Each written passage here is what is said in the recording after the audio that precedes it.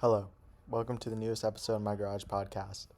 Um, I'm not in my garage right now. I'm in my living room because it's too cold to be there. Um, in this episode, I got some more work done, some more or at least one article, and some things that I found important this week. Um, this week is kind of a similar story to last week where I was really tired, and I think it was really hard because I also had an exam, and then on Thursday and Friday, I was just doing all the work that I didn't do because Monday and Tuesday, and I guess Wednesday, no, yeah, Monday and Tuesday, I didn't do any of my work for my other classes. I was literally just studying, and I think I did pretty good on it. It felt pretty easy. It was for my Calculus 2 exam, and I on Monday, or no, not on Sunday, after I posted my podcast. Um, oh no, wait. Yeah. Um, I submitted my applications, and now I just have to wait and see what school accepts me and if I'm have to spend another year. It's kind of scary. Um,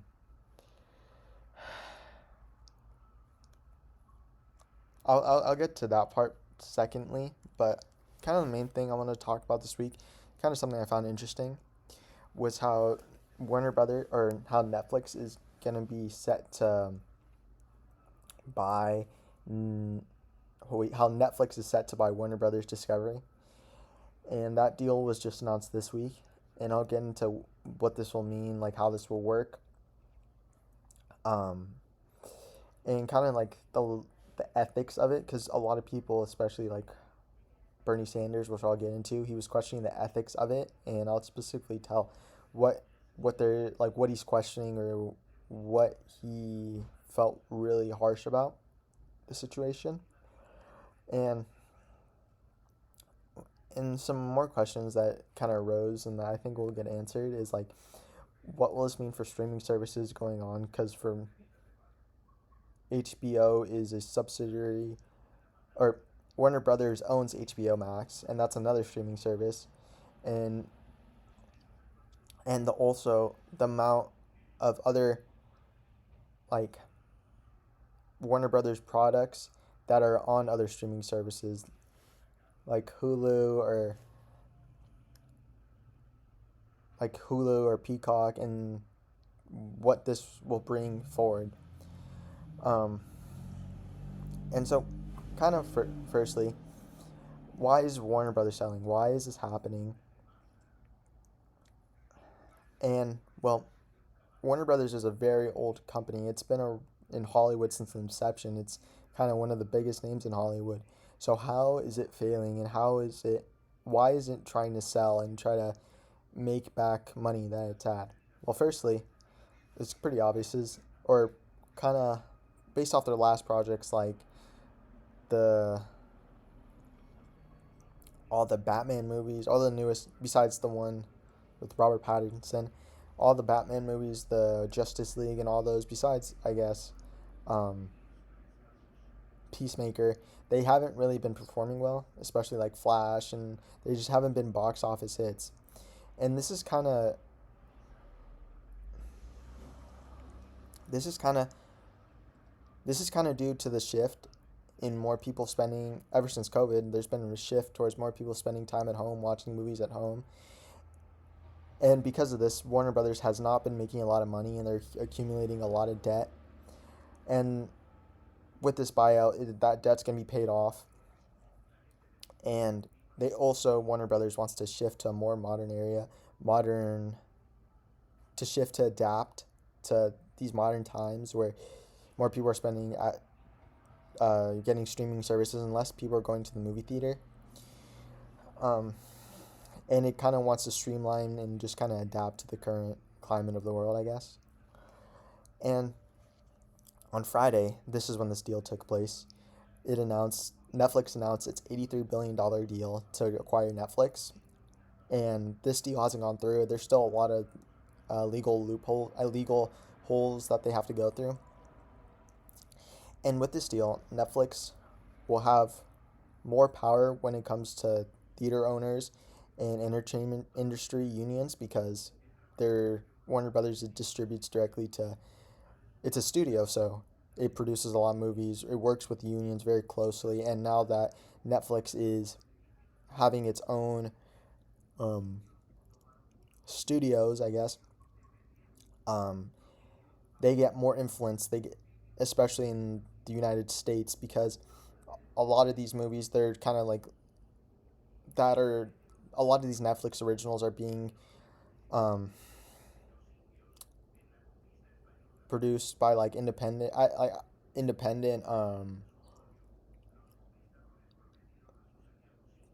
film production studios, and so now that Netflix is having an actual place for them, they get a better standing when it comes to this.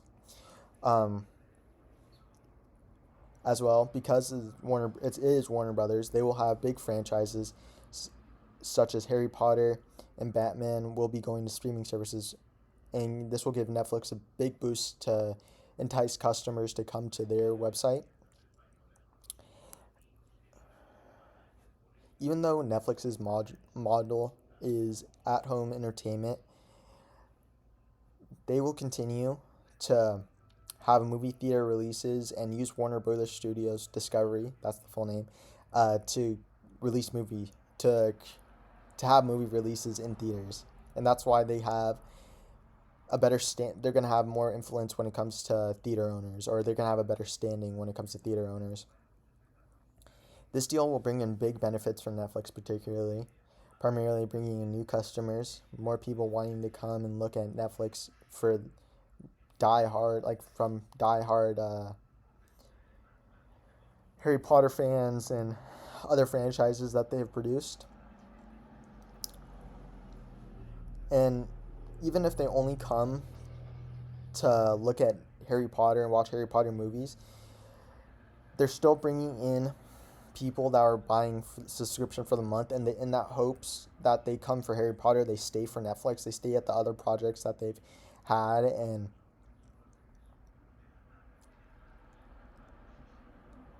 kind of boosts Netflix to the top spot, or kind of mitigates the amount of competition, because a lot of people are going to be watching Netflix movies because of, or getting Netflix to watch movies and just staying, I guess.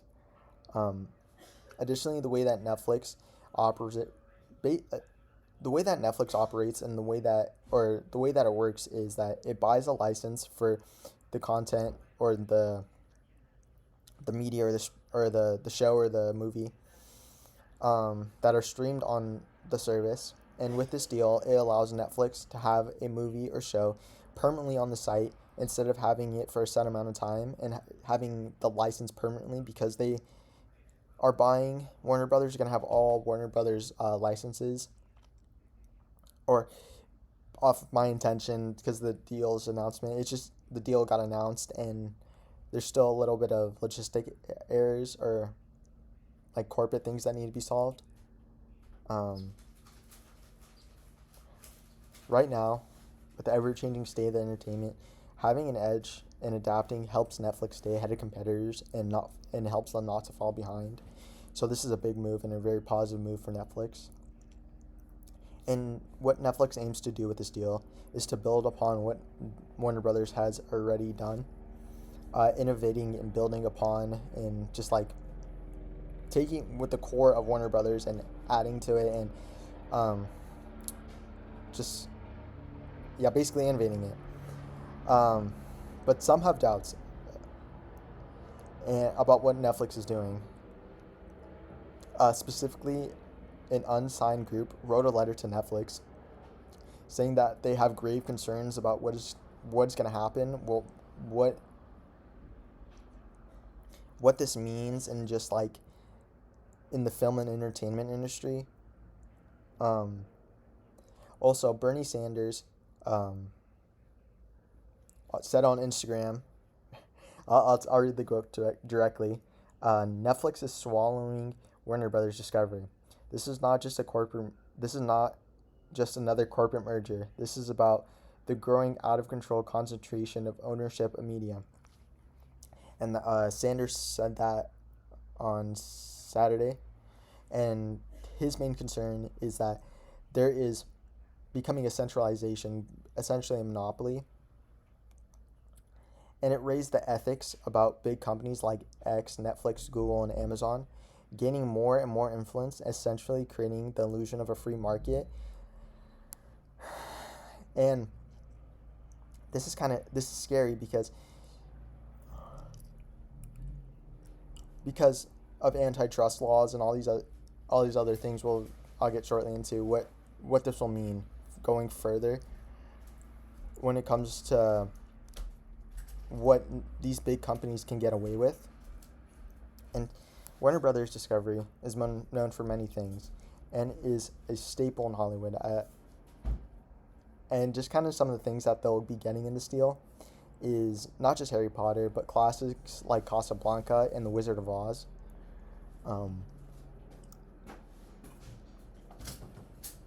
For this deal to pass and to see how well it's going to go, it will depend on the Trump administration and what they define the markets to be, and seeing if these are violating antitrust laws as well.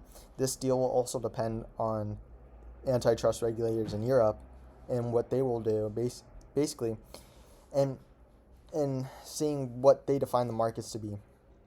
And basically, antitrust laws are laws to prevent monopolies and allow competition, creating a free market.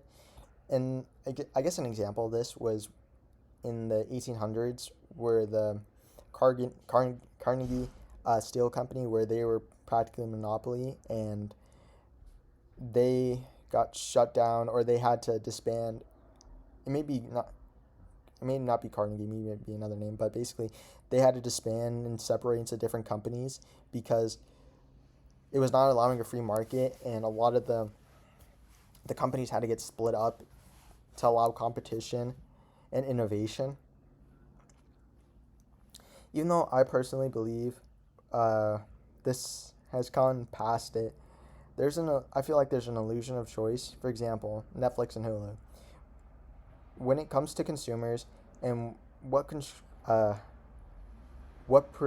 subscription they would buy, nine times out of 10 they would get Netflix, even though Netflix and Hulu sell the same product. And that's kind of how I feel about how there's kind of an illusion of a choice. Like, what would you rather do, like TikTok or Instagram? And that's why I feel like right now there's been, or like a year ago, why there was like a whole bunch of uproar about, and why TikTok got banned like a year ago, and why there was a whole bunch of uproar surrounding TikTok, and it was because a lot of people were choosing the Chinese brand over, or 2 years ago, people were choosing the Chinese, or this, what they thought to be Chinese. Not China. I don't know why I'm saying Chinese. A company from East Asia over an American Instagram, and this kind of brought into the ethics of it, and they were like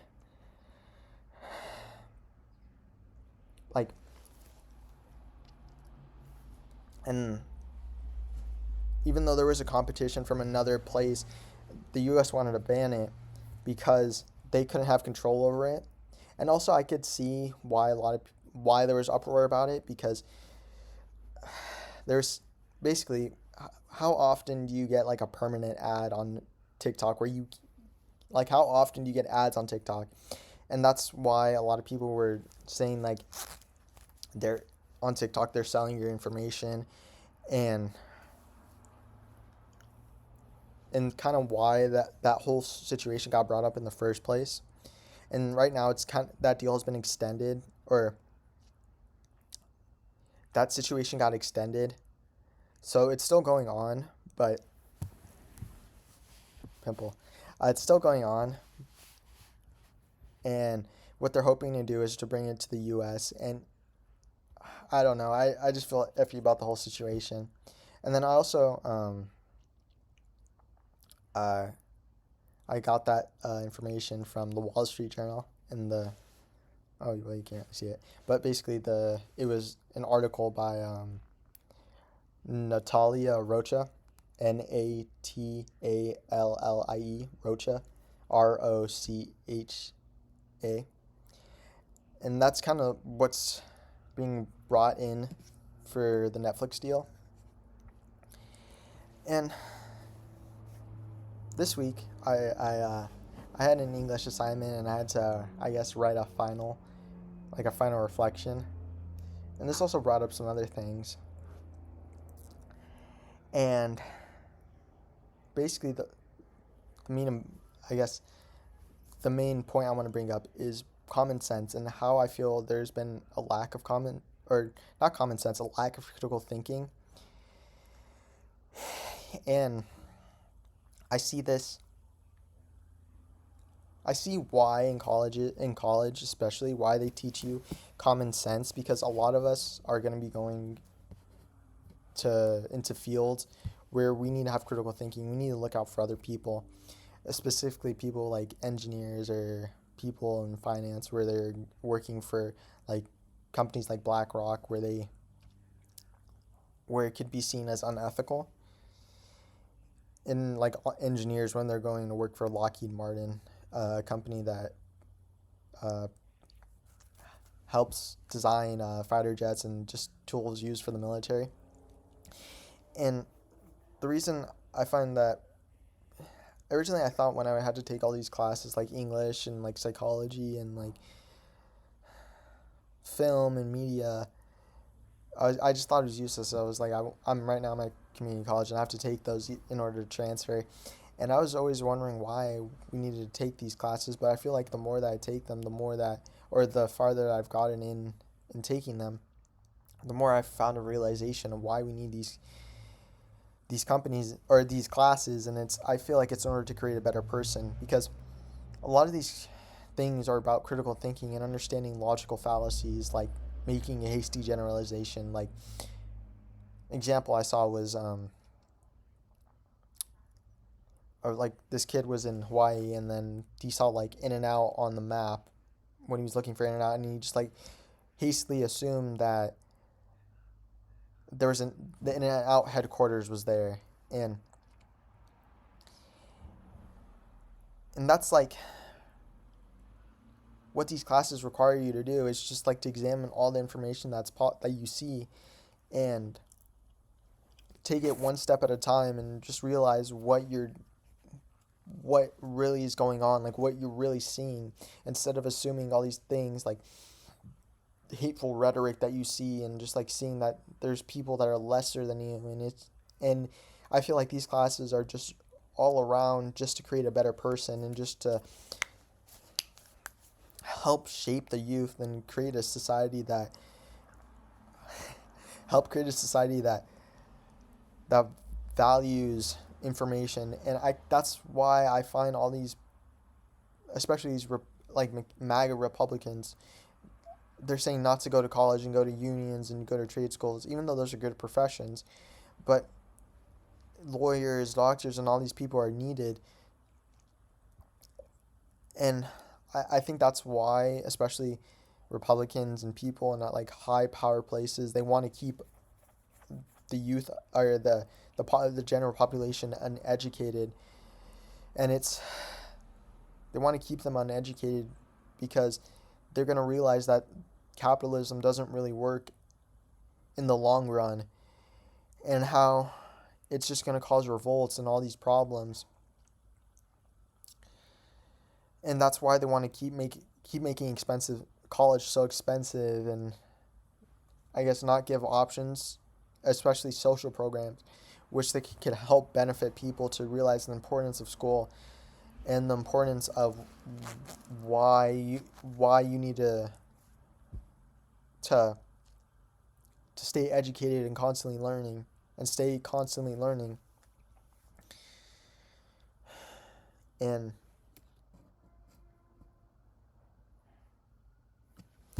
that's why having critical thinking skills is so important. Like in my psychology class, basically the whole semester we're just talking about critical thinking, and like this, we had to make a lab or just a report, and it wasn't too long. It was something short, like why critical thinking is important and how Gen Z students or Gen Z college graduates are like they're struggling with critical thinking with like 30% of them having problems talking and communicating. And I feel like that's why there's been such a rise, and there's been a rise in like in illiteracy because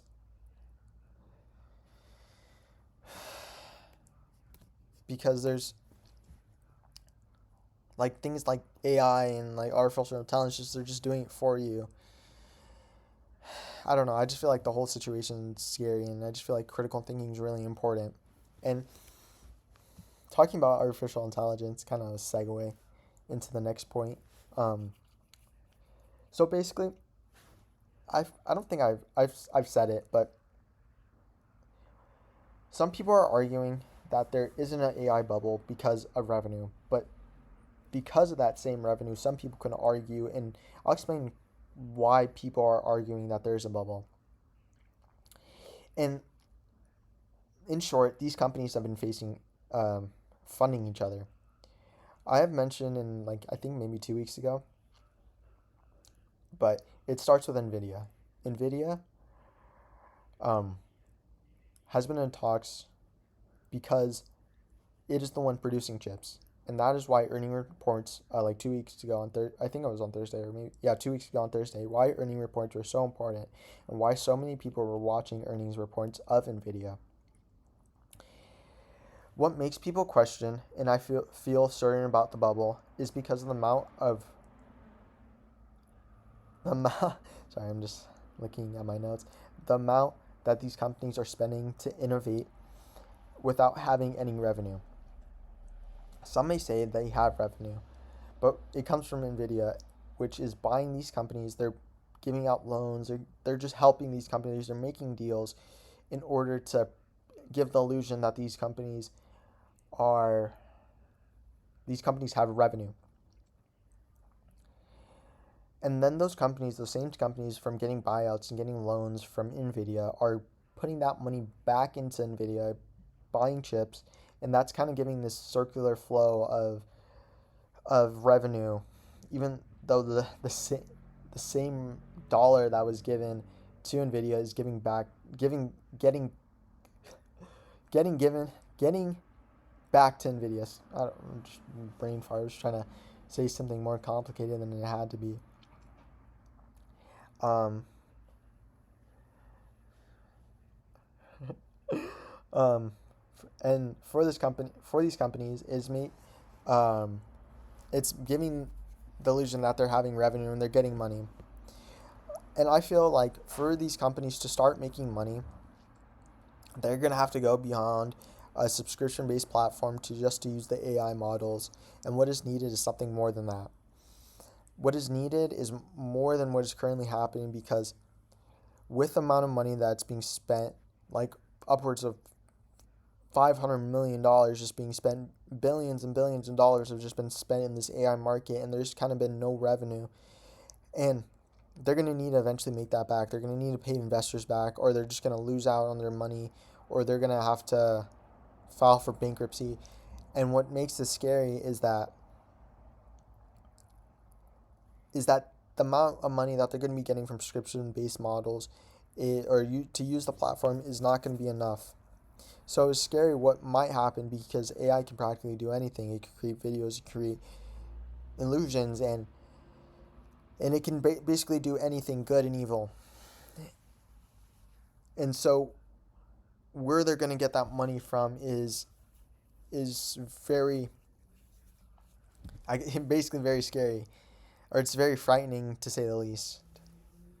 And that's kind of the case, I would say, why people want to say there's an AI bubble and why people say there isn't. That's kind of it. That's kind of it for this episode, or at least based off of what I've written. I'm going to get into some other things after this, but basically that's kind of it for like the economic side and just kind of my beliefs, I guess. Not that my beliefs, but um, basically, um, since I submitted my applications, I'm practically I have technically 1 semester left at community college. If I get when I get accepted, I want to be positive about this, and it kind of feels weird because all this time I've really hated community college. It was kind of more personally me because I was kind of scared to go reach out with to counselors and talk to people because it's kind of it's a scary thing. It's college and it's such an important thing. I, I right now it's in the grand scheme of things. It's not. It's probably just a portion of my life, but I feel like because it's kind of ending, it's being coming closer to the end of the semester, and then 4 months, and then it's over. My I get my acceptance letter, and depending on that, I might have to stay in another like half a semester, no, another semester. But if that doesn't happen, it feels weird that it's ending. It feels like I spent so much time hating it, and now that it's like, especially this semester, I did a lot of classes. I did like 4 classes in college. That's kind of, or personally to me that's a lot because I did two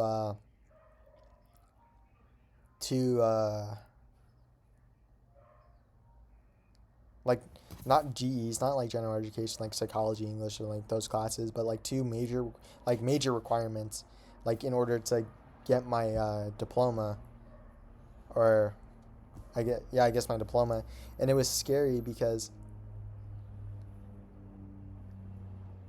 it was just a lot of stuff I had to do. I was like, there was weeks where I literally didn't finish work till like my schoolwork till like 9, and then even then I wasn't done. I was just chipping away at it for I just chipped at away at it for the day, and then I had to go in the next day and then finish it, and then by the end of the week hope that I finished it. And I can't say just yet that it's over, but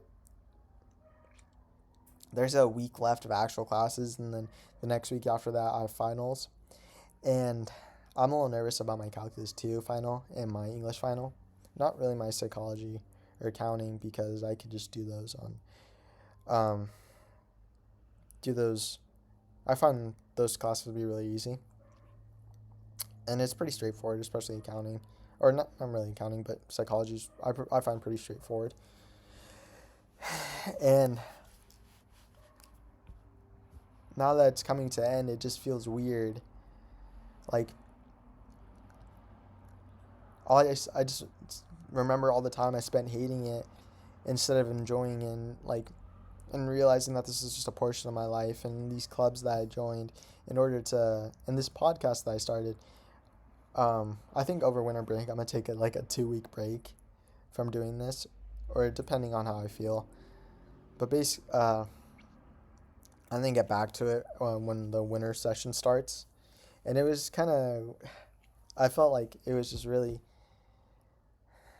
It feels kind of sad that it's coming to end. I kind of repeated myself, but it brings up this point where I feel like I have to enjoy the time that I do have, even though it's a short time, and looking for the best out of every situation, and like creating something, even though I don't want to do it. Like I guess this podcast, like I was like this week I really didn't want to post anything, but I do enjoy reading and learning about all the things that are happening in the economy, and just kind of being more knowledgeable about the current state of the world and what goes into making decisions. And I feel like I've become a not a better person, just become more knowledgeable about my field, and learning how to just I just need to learn how to enjoy it. And that's kind of it for this episode. I want to say thank you guys, and please continue watching.